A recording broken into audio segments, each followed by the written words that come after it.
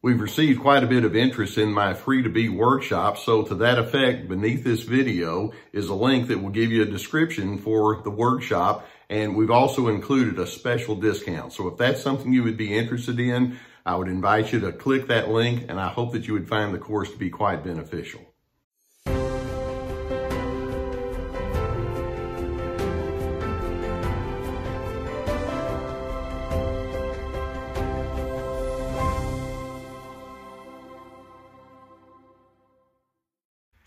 If I had perfect recall, it would just take a long time for me to go over different kinds of stories that I've heard when people will say, well, this person that I found out to be very narcissistic really didn't seem to be that way right up front as I was getting to know them. And as time has gone on, they began to give them their trust, and they had a lot of mutuality that was involved in that relationship. But over time, that narcissistic element began to emerge from that other person. And this individual talking with me about that is thinking, I got duped. I got pulled in by a master manipulator. Now, sometimes narcissists are so glaringly obvious in their narcissism, in their self-absorption, that it doesn't leave a lot to your imagination. And those are the kind of individuals that you are told by other individuals, you need to stay away from that person.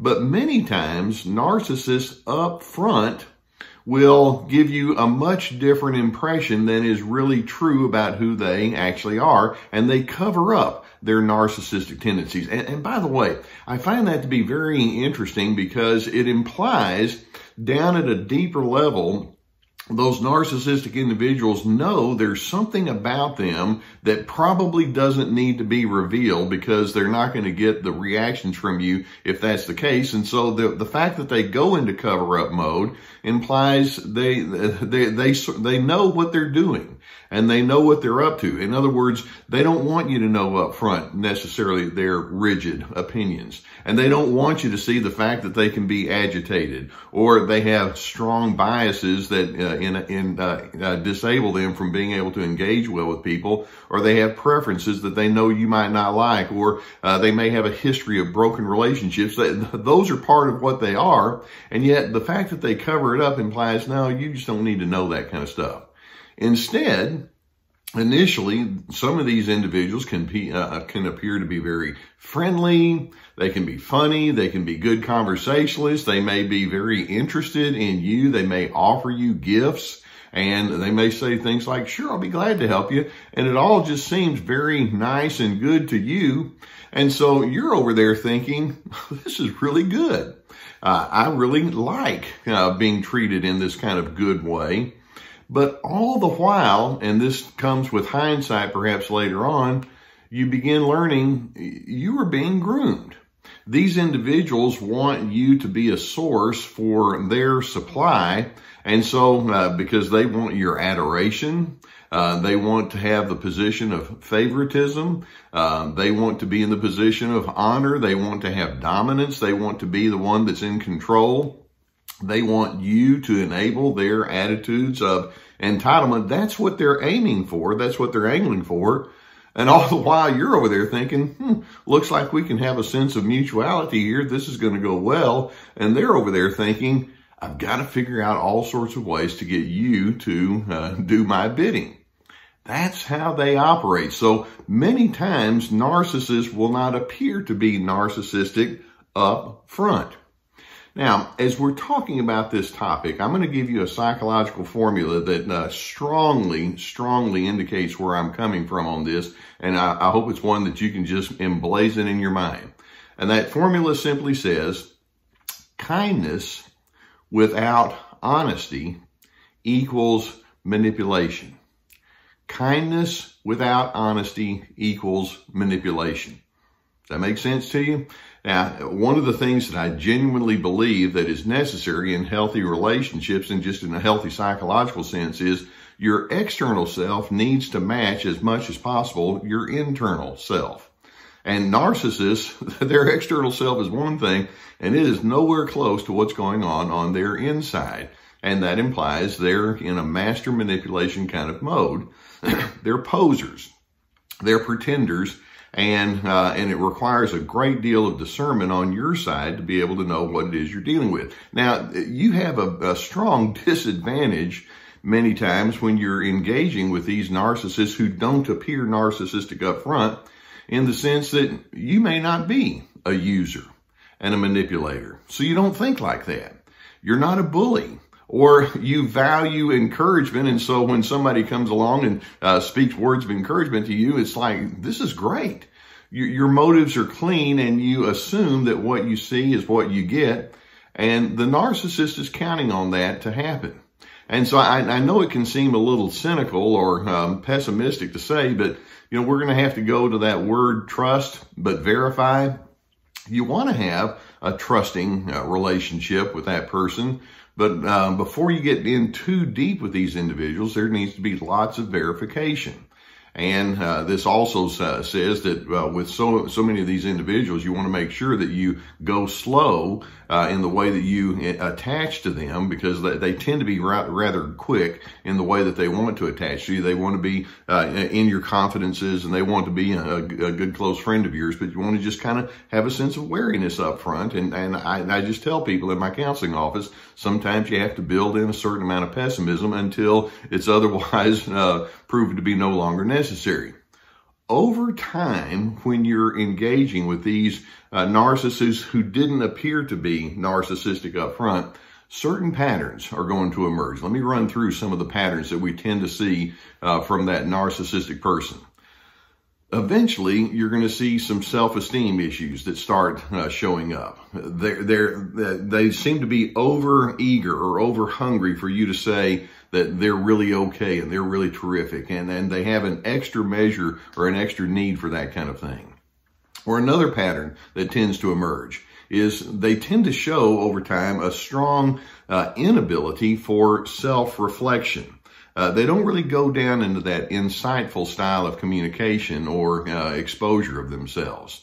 In addition, they tend to have a thick shield of self-protection around themselves. Going with that last statement, they hate feeling vulnerable. They hate having to go into their personal pains and difficulties. If they do, it's always somebody else's fault.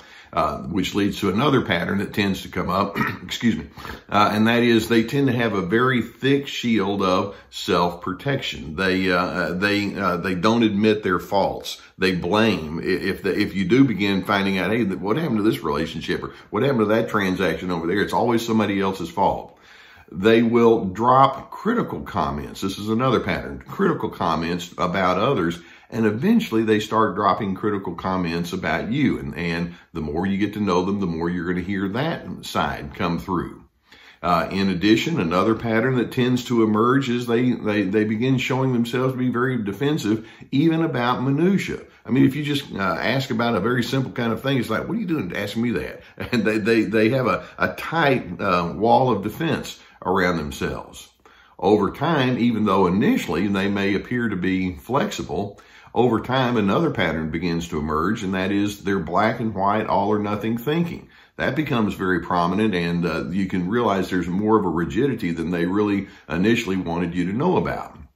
Or in addition, another pattern that tends to emerge is you begin realizing that love is highly conditional. It's offered only as you act in certain ways, and then, okay, we love each other, but there's not that sense of an enduring patience or commitment that goes along with it. It's highly conditional.